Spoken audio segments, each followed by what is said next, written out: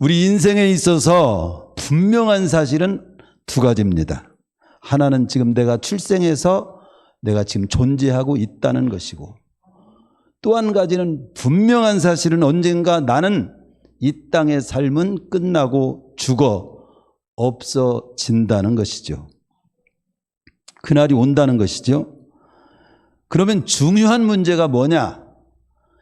여러 가지 나름대로 발버둥치며 살고 있지만 가장 중요한 것은 내가 출생해서 존재해서 죽기까지 어떻게 살아야 마땅한가? 어떻게 살다 가야 후회가 없는 삶이 되는 것인가? 잘 사는 것인가? 사실 그게 제일 중요한 문제 중에 문제입니다. 그런데 나름대로는 잘 산다라고 하는 것을 여러 가지 나름대로 살죠. 추구하며 살죠. 그러나 오늘 우리는 한 번의 인생 여정을 정말 어떻게 살아야 마땅한지를 하나님의 말씀의 인도를 받으면서 찾는데, 그 답을 얻는데, 특별히 그런 질문에 대한 답을 집약해서 인생론이라고 할 만큼 그런 인생을 어떻게 살아야 마땅한가를 알려주는 말씀이 성경 중에 전도서인데, 전도서 말씀을 우리가 살펴보면서 나에게 주어진 한 번의 생애를 정말 어떻게 살아야 마땅할까를 여러 가지 지금 하나님께서 인도해 주는 말씀을 추적하면서 은혜를 받고 있습니다.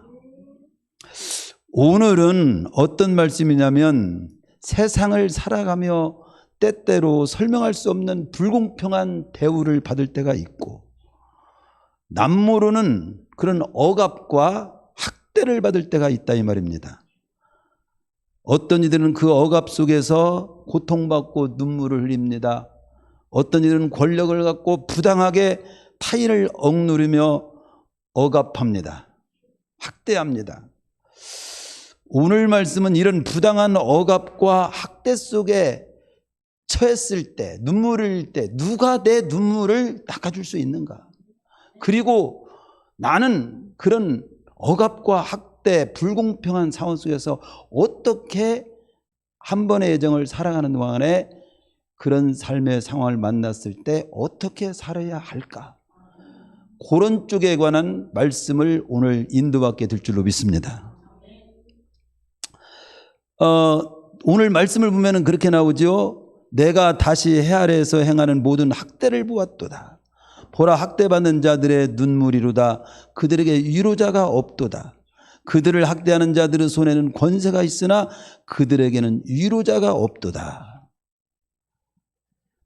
그러므로 나는 아직 살아있는 산자들보다 죽은 자, 오랜 죽은 자들을 더 복되다 하였으며, 이들보다도 아직 출생하지 아니하여 해 아래에서 행하는 악한 일을 보지 못한 자가 더 복되다 하였다. 즉, 그러니까 이 솔로몬이 지금 인생을 이렇게 살펴보니 온갖 학대와 억울한 일들이 자행되고 있는 것을 봤다는 거죠.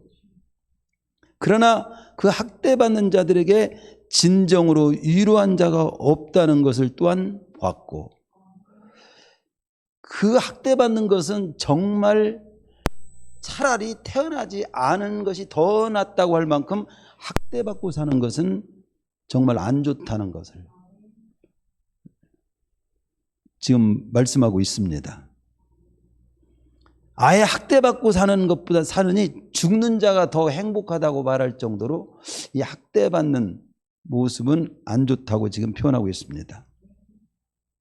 그래서 저는 이 말씀을 보면서 온갖 학대와 억울한 일들이 있지만 진정한 또 위로자도 없는 이 세상에서 우리 하나님의 백성들은 어떻게 살 건가? 참된 위로자는 과연 있는 건가? 있다면 누군가? 그리고 우리는 그런 억울한 일을 당했을 때 또 어떻게 살아야 할 건가? 이런 쪽의 말씀을 차례대로 좀 한번 같이 짧은 시간이지만 성령께서 감동해 주신 대로 말씀을 나누고도 합니다. 첫 번째는 그겁니다. 학대가 대체 뭔데? 그렇게 아예 죽은 자가 더 낫고 차라리 안 태어난 것이 학대받고 사는 것보다는 더 낫다고 하는 그 학대는 대체 뭐가, 그 학대라는 건 대체 뭐예요? 학대에 대한 정의를 좀 한번 먼저 내려놓고 말씀을 들어봅시다 할 때, 그 학대가 뭐냐 할 때 여기 나옵니다. 1절에 보면 보라 학대받는 자들의 눈물이로다. 즉 뭐냐면 눈에서 눈물 나게 하는 일들이 학대예요. 눈에서 눈물 나게 하는 일이 학대라고 볼 수 있어요. 단순하게 뭐 사전적인 걸 떠나서 내 눈에서 나로 하여금 정말 고통의 눈물을 흘리게 만드는, 그게 학대예요. 또 다른 사람을 그렇게 눈물 나게 하는 것이 학대고, 내가 그렇게 또 학대 받을 때는 그렇게 나를 눈물 나게 하는 것이 학대입니다. 조금 고상하게 또 말하면 불공평한 처사로 괴롭히는 행위예요. 불공평한 처사로 괴롭히는 행위가 학대입니다. 정말 무례한 이기심으로 상대방을 함부로 대하는 것이 학대예요. 자기 자신만의 안일만을 추구하고 이웃의 안녕을 그냥 깡그리 무시하는 행위, 방해하는 행위가 학대입니다. 근데 이게 보면 우리 흔히 이제 듣잖아요. 아동학대, 뭐 노인학대, 또 요즘은 디지털 학대도 있어요. 디지털 학대. 휴대폰이라든가 이런 것들을 막 감시하고 또 위치 추적을 해가지고 그 부착을 해서 강요하고 그런 거. 뭐 또 가정폭력 이런 것도 있습니다. 이제 학대를 종류별로 보면 신체적 학대, 막 주먹이나 발로 때리고 물건으로 위협하거나 때리는 행위, 막 차가운 물 아니면 뜨거운 물로 팍 이렇게 담그고 하는 이런 행위들을 신체적 학대라고 그래요. 신체적 학대. 신체를 그러니까 괴롭히는 거죠. 때리거나 밀거나 흔들거나 막 물건으로 때리는 어떤 이런 행위를 신체적 학대입니다. 이런 신체적 학대에 시달린 사람이 남자도 많고 여자도 많아요. 여자한테 이렇게 두드려 맞는 남자도 꽤 많대요. 요즘은. 정서적 학대가 있습니다. 심리적 학대라고 해요. 말이나 행동으로 정신적 고통을 주는 행위예요. 욕을 하고 비난하고 그리고 무시하고 조롱하고 지속적으로 일체 무관심하고 위협하고 협박하는 이런 모든 행위. 내가 그러는 것을 하고 있는가도 봐야 되고 또 내가 당하고 있는 것도 있을 수 있죠. 경제적 학대도 있어요. 경제적 학대. 경제적으로 마땅히 공급하고 지원해야 되는데 통제하고 착취하는 행위. 생활비를 줘야 되는데 안 주는 행위. 응? 수입이나 재산을 강제로 자기가 완전히 독차지하고 주장하는 어떤 그런 모습. 이것도 학대입니다. 뭐 성적인 학대도 있고요. 방임도 학대예요.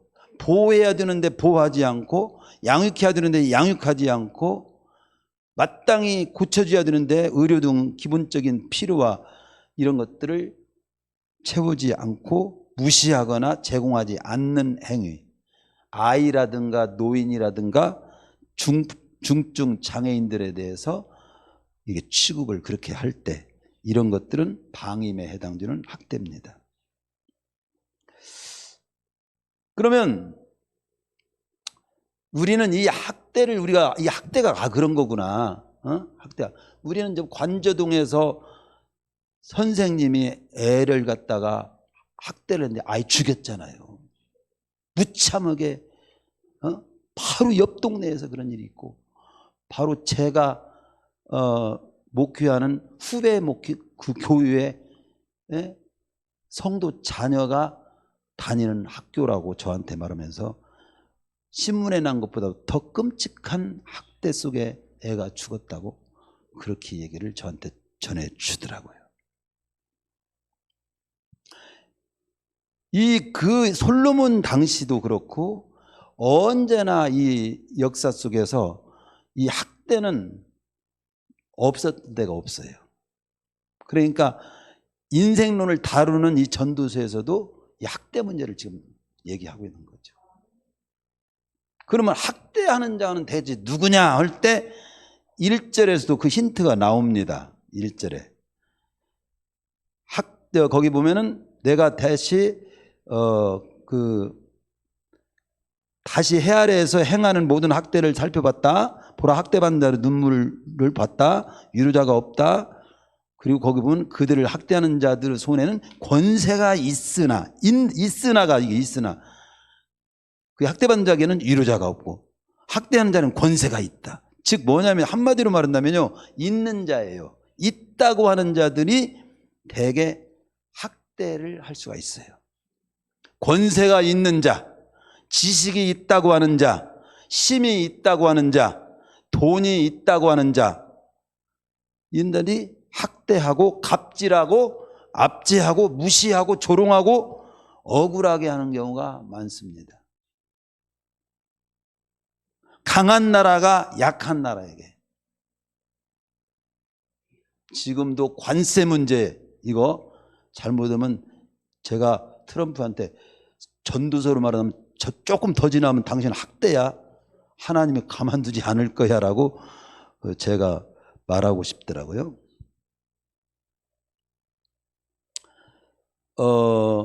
강한 나라가 약한 나라에게, 힘 있는 사람이 힘 없는 사람에게, 가진 자가 가지지 못한 자에게, 지위가 높은 사람이 지위가 낮은 사람에게 억울하게 하고 학대하는 경우가 많은 것은 예나 지금이나 다름이 없는 것 같아요. 나도 학대받고 나도 학대하고 있는지 모르지요.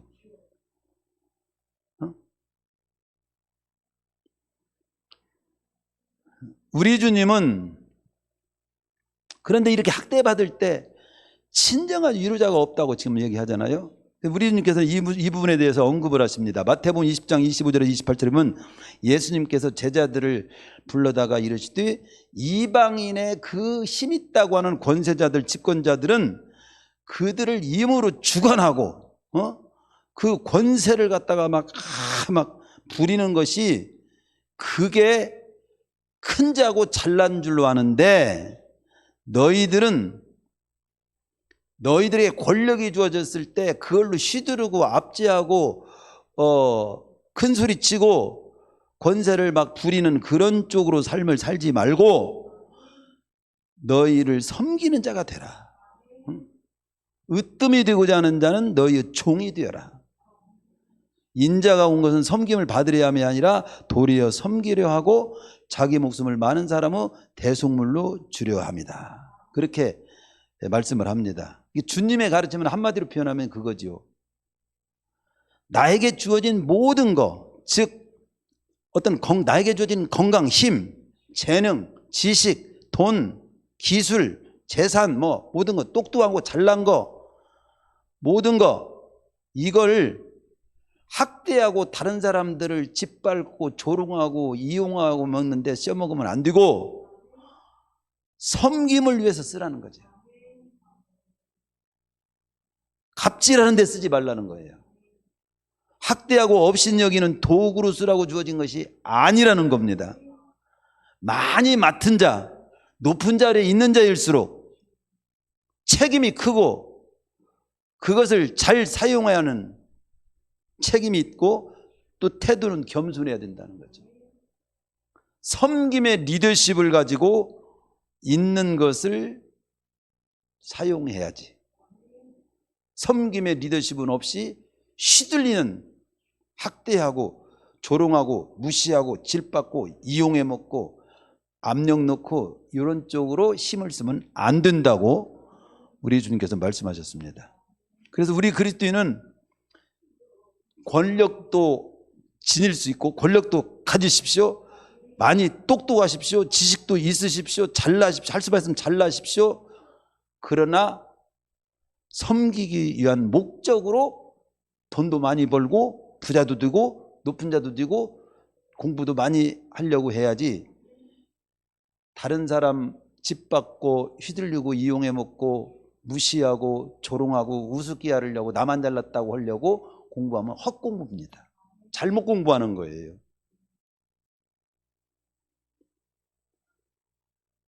우리 그리스도인은 많은 사람을 잘 섬기기 위한 목적으로 돈도 많이 벌고 높은 자리에 앉으려고 해야지, 굴림하고 의시되려고 돈 많이 벌고 높은 자리에 앉으려 한다면 그것은 주님이 곱게 보지 않는 모습이고 잘못된 거라는 것이죠.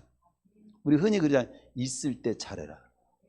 그게 짧지만 평범한 우리 소시민에게 딱 알아듣는 말이 그 말이에요. 있을 때, 나에게 돈 있을 때, 나에게 힘 있을 때, 나에게 건강이 있을 때, 나에게 뭐 재산이 있을 때, 나에게 기술이 있을 때, 나에게 시간이 있을 때, 나에게 자유가 있을 때 그걸 잘 사용해. 한마디로 말한다면 베드로 전후서에 보면 선한 청지기로 살아라고 하잖아요. 선한 청지기. 하나님께서 나에게 준 모든 것은 하나님이 나에게 지금 잠시 관리하라고 맡긴 것이니까 하나님 보시기에 선하게 관리를 잘하라 이거지. 이런 것들을 배우고 돈을 벌더라도 돈을 벌고 일을 하더라도 일을 하고 건강을 추구하더라도 건강해야지. 자, 건강해서 돈 벌어서 또 뭐 높은 자 돼서 뭐 되려고가 이게 제대로 하나님 보시기에 그 핀트가 잘 맞아야지. 그게 잘못되면 안 된다는 거죠. 권세가 있을 때 권세 없는 자를 학대하면 안 됩니다. 돈 있을 때 돈 없는 자를 학대하면 안 됩니다. 부모님 위치에 있을 때 자녀를 노엽게 하지 말라고 나오죠. 남편이 좀 힘이 세다고 아내를 학대하면 안 됩니다. 아내가 돈 더 많이 번다고 남편을 우습게 보면 또 안 됩니다. 시어머니는 며느리를 학대하지 말아야 되고 거꾸로 요즘은 며느리가 시어머니를 학대한다는 얘기가 종종 들립니다. 그래도 안 되지. 누구든지 있을 때 잘해. 있을 때. 우리는 이게 구원받는 얘기가 아니라 구원받은 자의 삶을 지금 어쩌면 구원받은 자가 어떻게 살아야 하느냐 쪽에 관한 말씀이라고 보면 되겠습니다. 성경에서는 그러면 이런 학대에 대한 그 전체적인 말씀에서 몇 군데를 한번 찾아보면 뭐라고 말하는지 한번 찾아보면 대표적으로 잠언 14장 31절에서는 가난한 사람을 학대하는 자는 그를 지으신 이를 멸시하는 자요, 궁핍한 사람을 불쌍히 여기는 자는 주를 존경하는 자다. 이게 약자를 학대하는 것은 하나님을 무시하는 행위라고 경고합니다.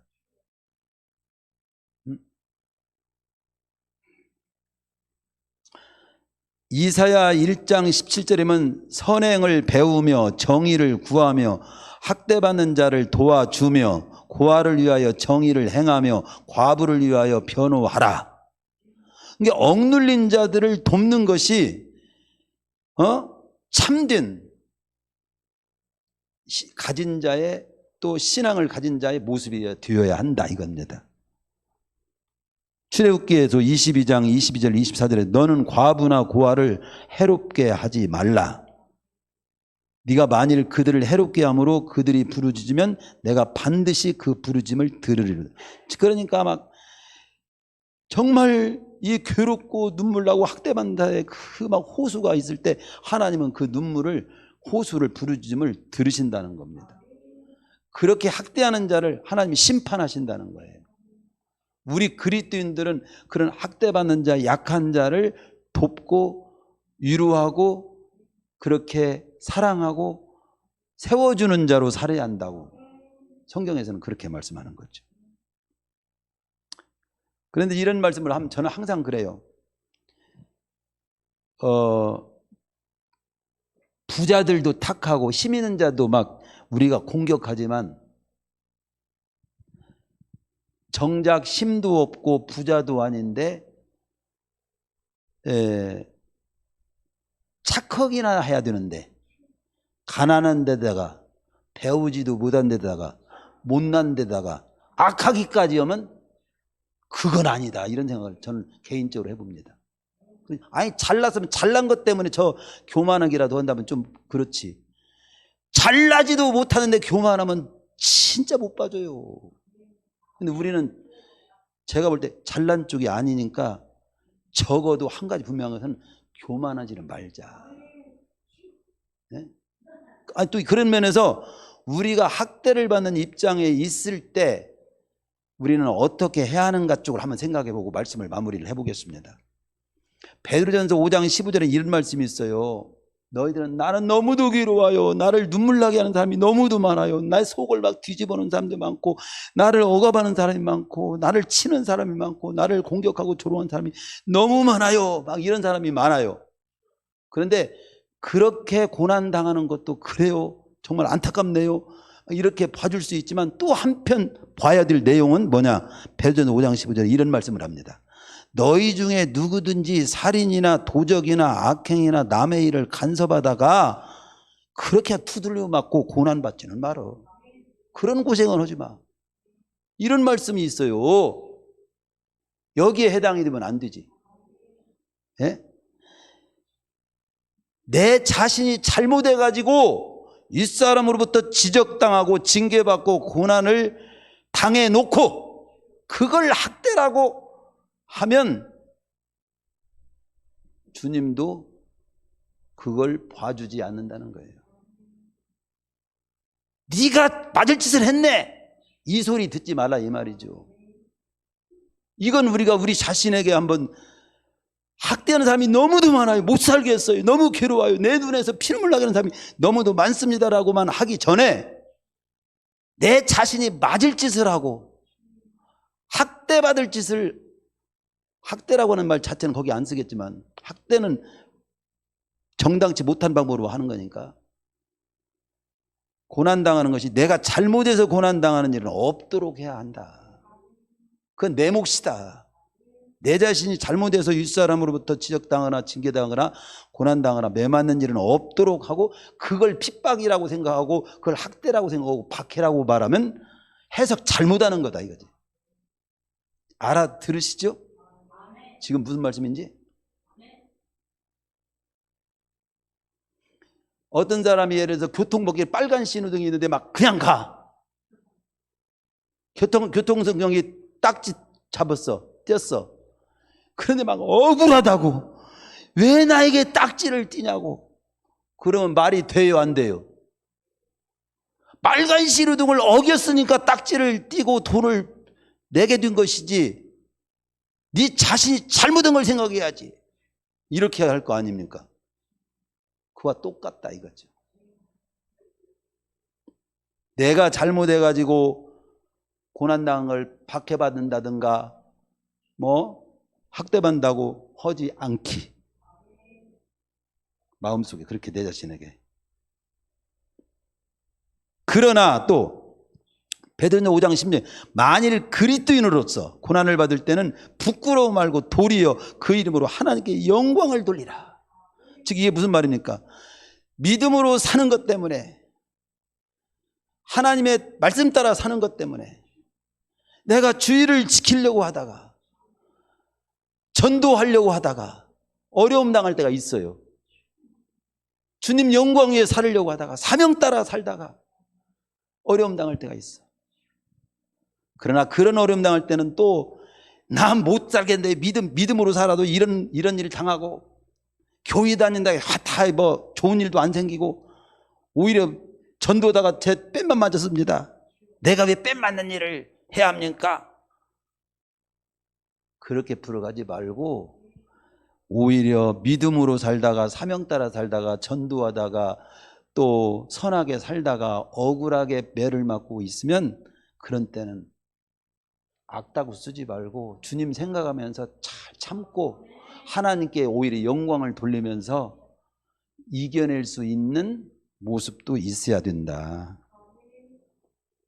그리스도인으로 믿음 따라 살다가 사명 따라 살다가 선하신 뜻을 따라 살다가 당하는 그런 고난을 받을 땐 부끄러워하지 말고 너무 억울하게 생각하지 말고 주님 하나님께 영광을 돌리는 기회로 오히려 삼으라고 나옵니다. 오히려 마태복음 5장 10절에서는 그게 이제 핍박이거든요. 그게 박해고 그런 때는 복이 있다고 나와요. 마태복음 5장 10절에 11절에 보면 의를 위하여 박해를 받는 자는 복이 있나니 천국이 저희 것임이라. 나를 인하여 너희를 욕하고 너희를 거슬러 모든 악한 말을 들을 때는, 할 때는, 들을 때는 너희에게 복이 있다. 기뻐하고 즐거워하라. 오히려 즐거워하는 거예요. 주님은 나 위해서 죄 있는 나를 위해서 죄 없는 주님이 십자가에 못 박혀 죽기까지 했는데, 나는 주님을 믿고 섬기고 따라가다가 욕 한 번 얻어먹은 때문에 내가 삐칠 수가 있습니까? 나는 더 욕 얻어먹어도 괜찮아요. 오히려 감사하면 내가 가겠습니다. 이런 마음으로 살으라는 거예요. 그것을 하나님은 상 주고 싶을 만큼 귀하게 본다는 거죠. 너희 전에 있던 선자들 이같이 박해를 받았고 또 이런 모습은 하늘에서 너희 상이 크다. 그래서 제가 두 가지 말씀을 지금 드린 거예요. 적어도 내가 잘못해서 당해놓고 학대받는다고 하지 말 것. 그러나 내가 잘 살았는데 억울하게 당했을 때는 하나님 백성답게 묵묵히 인내하고 하나님 생각함으로 참으면 아름답다고 베드로전서에 나오거든요. 하나님 생각하면서 잘 참고 흔들리지 말고 그래도 굳세게 믿음 지키고 사명 감당하고 그래도 변함없이 전도하고 이런 모습을 지니고 나가면 바로 그게 복이 되고 이 땅에서 복을 못 받아도 하늘의 상이 또 크다. 어느 때 받아도 받아요. 근데 여기 이제 6절에서 여기 전도자가 이 땅에서 참 학대받는 걸 잘 봤는데 억울함을 호소해도 들어줄 데가 없고 참된 위로자가 없다는 건 더 탄식하고 슬픈 일이더라. 예? 괴로움과 슬픔과 학대를 받는 것도 슬픈데 위로자가 없다는 것은 진짜 더할 수 없는 슬픔이다. 여기까지만 말씀해 놓고 있어요. 그러니까 우리가요, 안 믿는 하나님 없는 사람들은요, 참된 위로가 없다면 눈가림으로 사는 쪽이 발달하게 돼 있어요.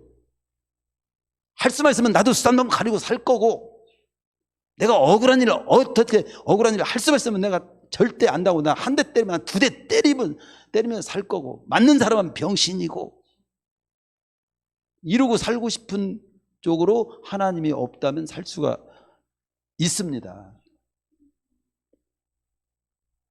위로가 없다. 위로라는 말은 뭐냐면 파라칼레오라는 말이거든요. 원래 헬라어로 세 가지 대표적인 뜻이 있어요.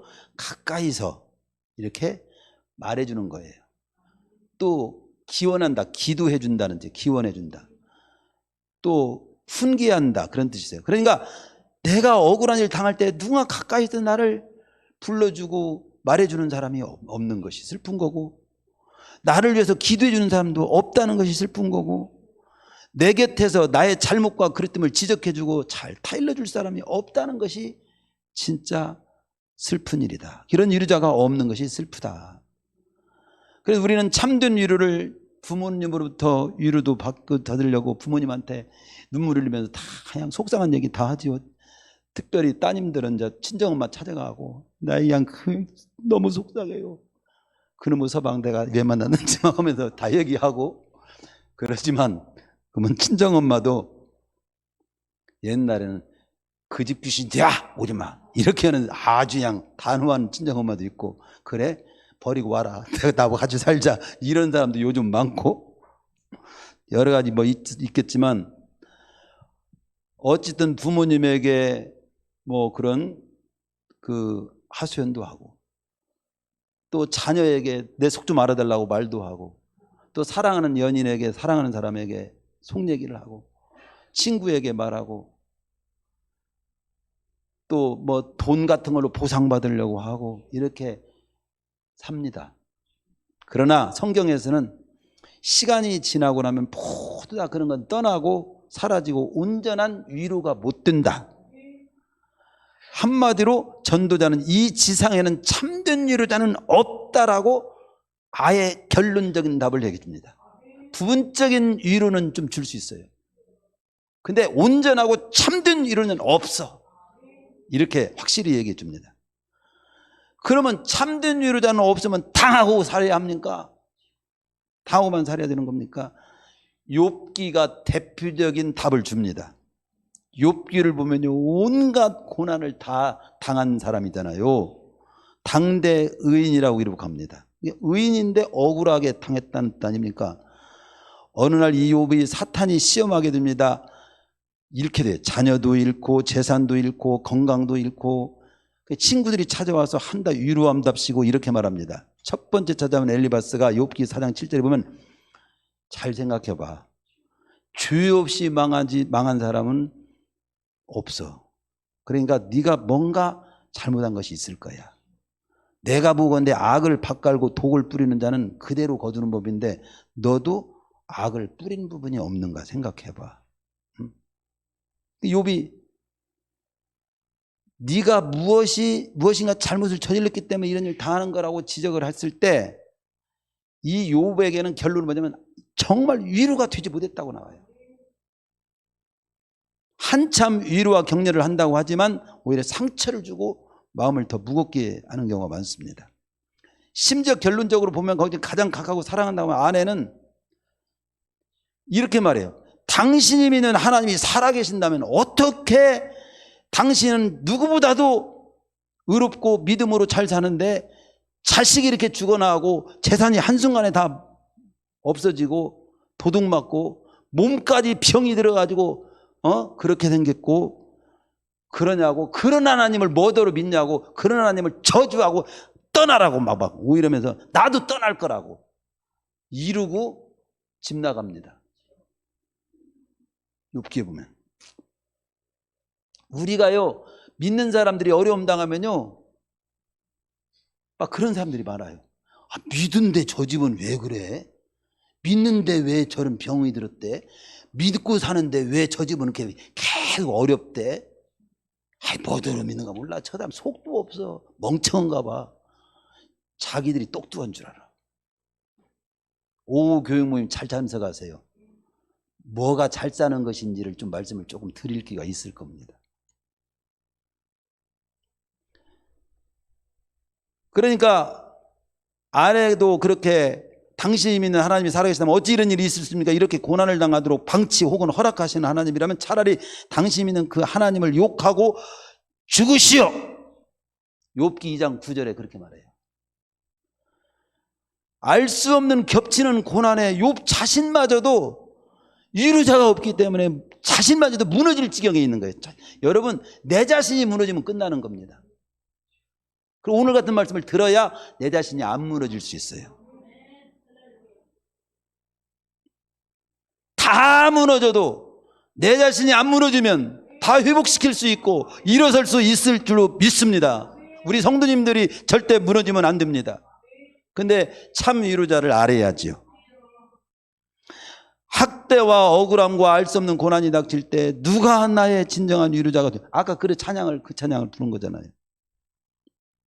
누가 나를 위로하랴? 슬픔으로 낙심될 때 진정한 위로자가 될 수 있는, 한마디로 이상은 없다. 이런 욥에게 38장 이하에서 드디어 마지막에 하나님께서 직접 나타나서 욥에게 말씀하십니다. 그러면서 네가 하나님이 누군지 아냐? 하나님이 어떤 분인지를 지금 너 알아? 4절, 내가 땅에 기초를 놓을 때 네가 어디 있었느냐? 누가 동풍을 불게 하며 누가 황무지에 연한 풀이 돋아나게 하며 누가 하며 이 모든 창조와 모든 주권과 그런 일들을 누가 하는가? 그러면 그런 하나님의 놀라운 초월적인 지혜까지 쭉 말씀합니다. 여기서 하나님을 그가 그동안 참 위로자는 하나님은 안 보고 세상만 쳐다보고 위로 얻으려고 했던 자신을 회개하는 것이 욥의 회개인 거예요. 그 회개가 뭔 회개냐? 그 회개예요. 욥이 회개를 합니다. 고난당한 것만 뭔 회개를 해요? 하나님은 몰라보고 괜히 헛된 곳에 대해서 서운하다고나 하고 참 위로는 안 해주고 내 속만 지른다고 하고 뒤에서 원망이나 했던 그 자신의 모습을 회개하는 거예요.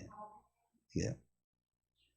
그러면서 42장 2절에서는 그런 고백을 합니다. 주께서는 못하실 일이 전혀 없사오며 무슨 계획이든지 못 이루실 것이 없는 줄 아오니 하면서 이러쿵저러쿵 무지한 말로 짧은 생각으로 다른 것으로 참 위로를 찾으려 했던 어리석음을 회개합니다. 42장 6절에서 내가 티끌과 제 가운데 회개합니다. 그렇게 나오잖아요. 그렇습니다. 욥에게는 다른 위로자가 없었고 위로자가 될 수 없었어요. 친구도 될 수 없었고 아내도 될 수 없고 그 무엇도 참 위로자가 될 수 없다는 것이 성경의 증언이고 절대자 창조주 하나님만이 참 위로자가 되고 될 수 있고 되게 하시고 되신다고 말씀합니다. 그걸 말씀해요. 고린도서 1장 3절에 4절은 딱 하나님을 가리켜 이렇게 말 모든 위로의 하나님. 여러분 다 각자 남편이 내 속 알아주고 아내가 내 속도 조금씩은 알아줄 수 있을지 모르고 부모가 나도 속을 알아줄 수 있을지 모르지만 정말로 내 속은 몰라요. 내 속을 정말로 알아줄 분은 하나님인 걸 빨리 발견해야 됩니다. 모든 위로의 하나님이세요. 누가복음 16장 23절에는 고통 중에 눈을 들어 도움을 구하나 도움을 줄 수 없는 곳이 음부 불꽃 지옥입니다. 그러나 구원받아서 아브라함 품에 안긴 나사로에게는 그는 여기서 위로를 받고 있다. 세상에서 인생 전체가 짓밟혔고 살았어. 그냥 죽어서 낙원에 이르렀어. 하나님의 위로는 거긴 끝없는 위로를 받고 있다고 나오는 거지. 끝없는 위로. 우리는 이 땅에서 위로도 하나님께서 또 종종 감당할 만큼 위로를 해주시고 힘을 주시고 인도해 주시길 뿐만 아니라 이 땅이 끝나서도 우리는 하늘 품고 죽는 게 아니에요. 오히려 우리에게 맺힌 하늘, 영원한 영생의 때, 부활 이후의 때, 천국에서는 하나님께서 끝없는 위로가 넘치는 곳이 그곳이라고 나와요. 저는 제가 이 말씀을 하는데 이 학대받는 자의 눈물을 누가 닦아줄 수 있습니까? 거기에 직접 여러 말로 빨리 결론을 듣고 싶어요. 이렇게 했더니 그렇게 급하냐? 그러면 좀 우선 알려줄게. 그러면서 소개해 준 것이 좀 펴보세요. 계시록 펴보세요. 계시록 21장 최후의 계시록 21장 4절을 저에게 감동해 주시더라고요. 계시록 21장 4절 계시록 마지막 계시록 21장 4절 3절 마지막 부분에 보면 하나님이 그들과 함께 계시리니 그들은 하나님은 백성이 되고 하나님은 친히 그들과 함께 계셔서 모든 눈물을 그 눈에서 닦아주시니 다시는 사망이 없고 애통하는 것이나 곡하는 것이나 아픈 것이 다시 있지 않으리. 처음 것이 다시. 그러니까 하나님이 내 눈물을 닦아준다 이거지요. 다 닦아주시는 분이 하나님이라는 거예요. 네? 다시는 죽음, 슬픔이 없고 갈라지게 하는 일이 없고 애통하는 거, 곡하는 것이 없도록 네가 피눈물 나는 일 없게 하고 애통하는 거 없게 하고 곡하는 거 없게 하고 아픈 것도 다시 없게 하겠다. 그것이 성경 그대로 되는 줄로 믿습니다. 네? 우리는 막연히 상상의 종교를 지금 하는 것이 아니에요. 이게 말씀 마칠게요. 참 행복이 뭔가? 학대가 만연한 이 삶 속에서 그래도 행복하게 살 수 있나요? 그래. 하나님을 바라봐. 참 행복이 뭔가 좀 설명해 보자. 우리 그리스도인들이 진짜 행복한, 알고 보면 행복한 자예요. 해봅시다. 서로 옆 사람 보고 이렇게 해보세요. 알고 보면 우리는 행복한 자예요. 어째서요? 또 그렇게 묻고 싶지? 그걸 조금 말씀드리고 마칠게요. 왜냐하면 성경에서 우리를 향해서 하나님께서 말씀하시는 네가 우선 피부로 좀 완닿고 눈에 잘 안 보이고 체험이 잘 안 되는지 몰라도 우리는 세상 끝날까지 우리 주님이 함께 해준다고 했어. 함께 해준다고 했어. 약속을 했어요. 그런 약속을 받은 자야. 성령께서를 파라클레토스라고 합니다. 성령께서 우리 안에 거하셔서 우리 진리 가운데로 인도하시고 카운셀러 상담해 주시고 위로해 주시고 권능 주시고 사명 감당해 하시고 어려움을 잘 극복하면서 살 수 있도록 세상 끝날까지 또 함께 하신다고 나옵니다. 로마서 12장 15절에 보면 즐거워하는 자들로 함께 즐거워하고 우는 자들과 함께 울라. 즉 우리 성도들은 서로 이 땅에 사는 동안 서로 그렇게 억울한 일을 당했을 때 기쁨도 슬픔도 같이 나누면서 살아가는 사람들이기 때문에 또 행복한, 그런 사람들이 있기 때문에 행복한 거고, 최후에는 우리의 억울함, 학대, 눈물을 모두 닦아주시고 갚아주시는 하나님이 계시기 때문에 우리는 행복한 자다. 그렇게 말씀하는 겁니다. 헤아레는 학대받는, 헤아레는 이 땅을 삶을 바랍니다. 학대받는 참된 위로자는 없습니다. 이것이 인생 무상을 느끼게 하고 슬프게 합니다. 그러나 성경은 참된 위로자는 하나님이시라고 밝힙니다. 이 땅에서 우리와 함께 하시려고 강림하신 성령님의 위로와 함께 하심을 의지하며 영원한 또 내 눈물을 닦아주시는 그때가 확실히 있음을, 영생의 때를 바라보며 지금 여기서는 우리 성도들과 함께 서로 위로하고 함께 울고 함께 기뻐하며 고통을 나누면서 그 학대와 억울함을 이겨나가야 합니다. 그것이 우리에게 주는 메시지예요. 하나님을 여호와 쌈마라고 합니다. 쌈마. 여호와 쌈마는 히브리어인데요, 여호와께서 지금 우리 현장에 계신다는 거예요. 눈에 안 보이지만 계신다.